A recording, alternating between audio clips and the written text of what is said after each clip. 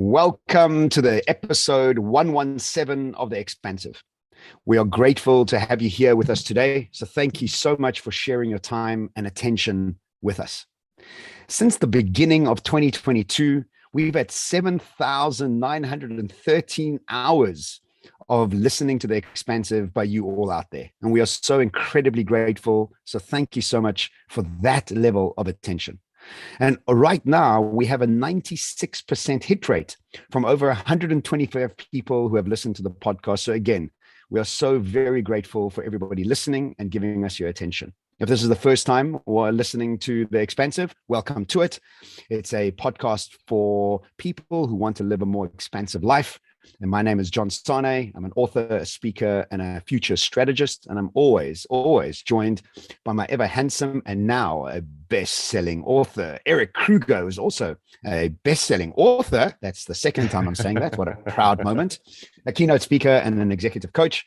Erik, how are you and how's everything going? Hey, brother, I'm well. How are you? What's happening well, you're still in Cape Town for the moment. You are heading to Mexico soon, though. Yes, in about 3 days I go to Mexico, but let's keep focus on you for a bit. Let's keep focus on you. Don't worry about me. What's happening there? Yeah, no, listen, things are good. I've been heavily focused on working with teams in the past few weeks. So that's been good. The book PR is slowly starting to come to an end. It's been crazy. I think I've done 1,000, it feels like 1,000 interviews. Yeah. We were just joking offline because it's like, you have this like script in your head and you know what kind of questions are going to come. And at some point it just becomes repetition, you know? Yeah. So yeah, that's all kind of dying down. We hit the bestseller list for about 3 weeks in a row, which I'm very, very happy about. Very grateful for. A lot of effort and intention went into creating that. So yeah, it's good. I'm in a good space. How about you? What's been happening for you? Well, congratulations, Erik. Again, I think just to have a book out is amazing. To get it into the bestseller list takes a lot of effort. If anybody has ever even tried to do that, I know it well myself. We are about to ramp up to our launch in July. And we have 8 different people making 20 different decisions. Who's seeing what, where? I mean, the events are happening, starting to get loaded. The launches are starting to happen. So the effort is just monumental. So congratulations. I want to jump straight into the topic as I start to speak about myself. As cool. You've asked, there's really, I'm feeling like there seems to be a massive shift in many people's lives out there. And I've been watching this pattern. You know, it's weird. I don't know why I'm good at seeing patterns, but I see patterns everywhere. And I guess when you start looking for these sort of patterns, they really are everywhere. And so I want to call today's podcast The Great Unraveling. And there seems to be an incredible level of unraveling in both people's personal lives, as well as how technology is starting to disrupt places and products and services we didn't think would be disrupted for at least another 5 to 10 years. And all of a sudden, AI is just pumping out some incredible, magical things that are happening. And I'm going to take everybody through them today, and also some personal changes that are happening in many people's lives. How does the unraveling sort of fit with you, Erik? Are you finding anything resonating with that word? Yeah, for sure. I mean, when we were just speaking offline about the topic for the day, and you started taking me through some of the thinking that you want to bring to the podcast today, it immediately hit home for me. There's something about the unraveling that feels very, or the term that feels very human, that feels very true, that feels very felt. Like, that's maybe the word that I'm looking for. Is like, it feels felt. Like, you know, we've all been experiencing this for the past 2 years. And I think that's a great descriptor for what we've been feeling, is that we see so many things that are unraveling right before our eyes. And it's not just happening in one aspect, it's happening in many aspects. And it becomes quite overwhelming to deal with. So I look forward to hearing what you have to say about it. Great. Well, look, again, I was in the shower this morning and I was thinking, what do we want to talk about? And it just came to me to this idea that I had a phenomenally monumentous day yesterday. And if anybody lives in Cape Town, you'll know that Monday, the 6th of June, had one of the best sunsets I have ever seen in all my life. And really, it was almost like dusk was in suspension for like 20 minutes. There was this crimson, red, orange dusk just hung there. It seems like the sun just didn't go. It just stayed and stayed and stayed. And it was just phenomenal. But yesterday, I had three of my very, very close friends tell me that they're getting divorced. One of them has been married for 30 odd years, another one for 17 years, another one for 5 years. Sure. And all of a sudden, in one day, I get told that people that I know intimately well are getting divorced. And I kind of knew about two of them, but the one was a total surprise that I didn't even think about. And it was a very hard and emotional day because I had a lot of conversations with these people. And actually, some of them are very relieved and some of them are very upset. You know, sometimes divorces, not sometimes, every time a divorce happens, and I remember this from my divorce, the one person gets divorced before the other person. You know, one person's left years before the divorce actually happens, and one person only starts their divorce at the time of divorce, you know. And so the unraveling, this idea of the unraveling really got me thinking, is that people's personal lives are being unraveled in such a deep and painful way, you know, in many ways. And then I did family constellations on Sunday. And if the listeners don't know what family constellation is, please go and Wikipedia it. It really is a phenomenal process of dealing with subconscious patterning that we have that we often don't get access to. And usually I used to think that you could only access your subconscious through hallucinogenics like ayahuasca and shamanic work, but family constellation is just a process and it does that. And I unraveled deep guilt that I've been carrying because of religious backgrounds around aspects of my life. And that was such a deep, moving scenario. It felt like I unraveled not only my past, but maybe even my lineage's past, because the dogma of religion has been sitting inside my family lineage for many, many generations. And to release that just felt like I could let go of, I don't know, tons of emotional pressure and guilt. And, you know, we all have this level of guilt where we think we shouldn't be doing X, Y, and Z, or even we call food like cheat day. It's like you're cheating on, like we have such bad connotations attached to certain things that we don't even realize we have. And so that's the first scenario. You know, I don't know if you know anybody around you, Erik, that is having some personal unravelings before we get into the technology. Where's your head around that? Well, don't you think we all are experiencing unraveling also just in the fact that because work has changed so much over the past 2 years. And we've actually spoken about this in the podcast before, which is that ambitions have changed, your dreams have changed. And so there's been this unraveling of a future that you thought you were heading to, the person that you thought you were becoming, and that's all changed. Like directly after this, I'm heading out to go speak to an EO forum. And I'm not getting dressed up in a 3-piece suit for that. Whereas before, like that was sort of my go-to. Like it sounds like a small thing, but that's a big part of my identity that has shifted in a way.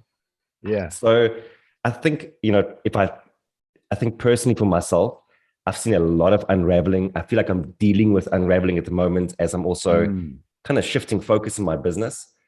That feels like an unraveling for me. So yeah, I definitely see that. I haven't experienced the relationship part of it as much as, of course, thank God. Thank goodness. Yeah. No, but even just in the people around me.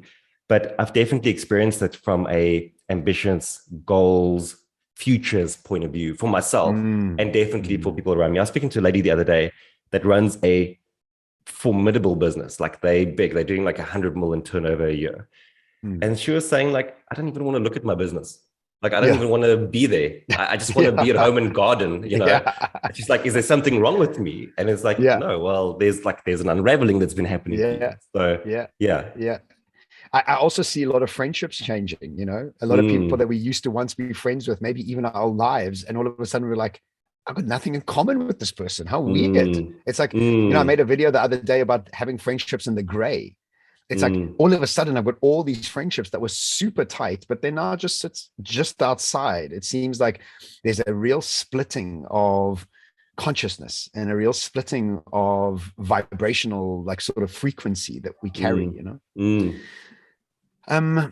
Also, what I've decided to do is really ramp up my meditation practice. I've always meditated like, I don't know, 30 minutes in the morning, 30 minutes in the evening, or like just like that sort of number, which is already quite a lot in itself. But I know a friend of mine was asking me advice on her career. And I said to her, your lack of clarity is because you are suffering from a low vibrational stance. You're anxious all the time. You're frustrated all the time. What are you doing to change the frequency you've seen the world from? And she was like, I'm not really, I'm so busy. I don't have time for it. And you know, that great meme that says, if you don't have time for meditation, you need double. Yeah. And so it's exactly that scenario, you know? So what I decided to do is, obviously I'm going to Dr. Joe next week and to go and do some corporate training with him. And I decided to up my meditation. And so I'm doing 90 minutes of meditation in the morning and the evenings. And really what this really does, and if you think about it, the essence of what we are and what our reality is made up from, it's made up from light. It's just light, you know, everything's light. We've now realized that E equals MC squared just tells us that, all scientists tell us everything's made up of light. And so when you meditate, you become brighter because you contain more light. And when you contain more light, you see further, you're brighter, people see you more. And they often remark with, wow, you've got such great energy, or geez, you really made an impact on me, or just want to be around you.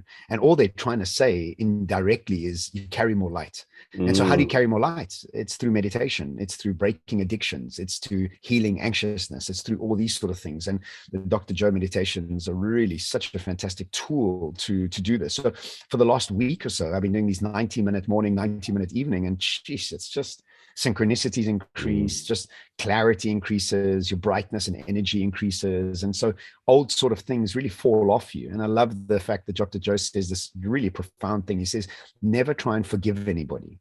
Just increase your vibration, increase your energy. And the person that you wanted to forgive has no hook on you anymore, because the hook they had onto you was the old version of yourself. And there's a great line. He says, he's another great line. He says, if you still think about something for somebody from your old world and you're still angry with them and upset with them, you haven't evolved. You're still that old person. And so that's always a measuring stick for me. It's like, when I think about somebody I was irritated with a few years ago and I'm still irritated with them, that means I haven't evolved from a few years ago. And so that's a great yardstick. I love that. I love that. Before you move on to the next bit, just for those listening in who haven't gotten into meditation, I think the easiest, maybe you can tell me what you think, but I think the easiest meditation to get into from a Joe Dispenza point of view is the AM/PM meditation. Yes. So you can download those on the website. And what's awesome about it is meditation, which is different from all other meditation, is that there's almost like pre-work you do before you get into the meditation itself. It's like for the first bit, you kind of getting your head into the right state of mind. And then for the second bit, that's actually the meditation part, whereas most meditations just try and take you straight in. And that's why people get frustrated with the process of it. So that's number one. Number two is, before you talk about the AI side of it, what have you experienced in your life from an unraveling point of view? Well, I think you know, there's so many aspects that I'm seeking to unravel. One of them is being single. You know, I've been single for many years. I don't want to be single anymore, you know, and I have not invited a relationship into my life for the last few years. And when I was in Thailand, I decided that's the last holiday I'm doing by myself. You know, I don't want to do a holiday anymore by myself. And I think I'm now ready to invite that. So the unraveling of the old idea of success was being nomadic, being free, being moving around. And then all of a sudden now I'm like, no. The unraveling of that concept for me is starting to fade away. And also I'm meeting and having conversations with people all around the world to see what else I can do, is how else I can add value to the world, and really defining my mission of bringing more optimism to the world, both individuals and organizations, is also driven my behavior and energy access. So there's layers of the unraveling, you know, a lot of addictions that I've had that are also fading away from my life, you know, and just on many levels. And once I've close the loop on them, I'll share them in more detail. I guess I'm in the process of unraveling many of them. And when I'm in the process, I can't really talk about them in specificity because I haven't dealt with them 100% yet.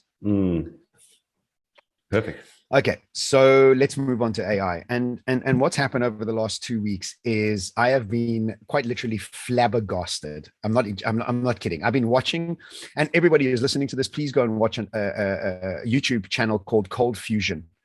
He's a wonderful, wonderful teacher and editor and just a fantastic guy. I follow him on Instagram as well. Young guy, but he's got like 3.5 million followers and his videos are just fantastic. Anyway, Cold Fusion always has the most cutting edge stuff. And 2 weeks ago, they released something called DALL-E 2.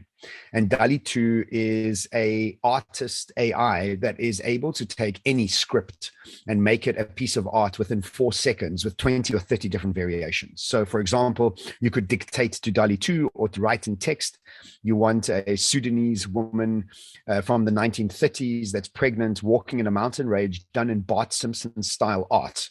And within 4 seconds, you have 30 different variations of this, which nullifies graphic designers, like immediately nullifies artists, immediately nullifies. And we can all say, yes, the human hand, yes, yes, yes. But think about an ad business that says, I want to have a cat that sells a piece of cheese to Asian people that understand the nuances. I mean, just keep going, right? And the ad pops up for you, and AI draws you 25 different ad variations. What are you going to, what graphic designer? It costs you nothing. Like it changes advertising, it changes art, it changes graphic design, it changes. And when I saw this, I thought to myself, this is something that we didn't think was going to happen for years, and AI has just picked up on it. And I'm sure you know, but technology always goes through a phase of deceptiveness. You know, it was deceptive for many years of what was going on behind the scenes, because only the geeks and nerds and the professors had access to AI and open AI as a system. And now all of a sudden it's popped up on the other side, and we are deep in deep fakes. You know, imagine now you could tell DALL-E 2, I want a picture of Putin saying the war's over, and push it all over CNN and put a CNN brand at the bottom. I mean, like, what? Now you don't know what's real, what's not real. So then you add DALL-E 2 on top of something called GPT-3, and GPT-3 is an open AI original text system. And so with GPT-3, you can put any heading into it. And I don't know if you've ever played with it, Erik, but you can go to many. It's so, I heard a ridiculous stat that over the last year, 80% of corporate internal comms have come from GPT-3. What? Yeah. So internal comms are changing because you're getting AI to write it. So GPT-3, anybody listening to this, go to GPT-3, look for the millions of different websites that have used GPT-3 as their engine. They all give you free tries. The one I used was hyperwrite.ai, but there's many of them. And you can put a topic in, again, Sudanese women that are 30 years old, that are pregnant with single dads, I don't know, whatever you want. And it asks you, do you want a 500 word, 800 word, 10,000 word article written? Write you an original text article, and then you copy and paste that into Google, and it's never been written before. I mean, what? No, it's ridiculous. It's ridiculous. So now you take GPT-3 and you put it into DALL-E 2. What do you have? A script for a movie. What? All of a sudden, Netflix, Hollywood, all of a sudden, everything we've ever thought about storytelling and the intelligence and nuances of storytelling are out the window. Talk about the unraveling of our logical minds, our storytelling gift. All of it is unraveled in a matter of weeks. This has all come to the surface. It's just like, that's insane. That's mind-boggling. That's insane. When I've played with it's mind-boggling. So there's copy.ai, there's Java's, or I think Java's work became copy.ai. You can literally, like, people might think, oh, it sounds like novelty, you know, but really, like, when you go and work with it, the content that it generates is incredibly solid. And what it can do is, like, you can tell it, write me a Facebook ad. So again, to your point, it writes you the Facebook ad, it creates the visual for you on top of that. Why do I need to hire someone who's going to create ads for me? You can generate certain frameworks. So, like, there's this copywriting framework called problem, agitation, solution. You can choose those frameworks, and it'll write it according to those frameworks for you. It's like, it's mind blowing. I think all books are done, Erik. I'm not even kidding. I think books are done.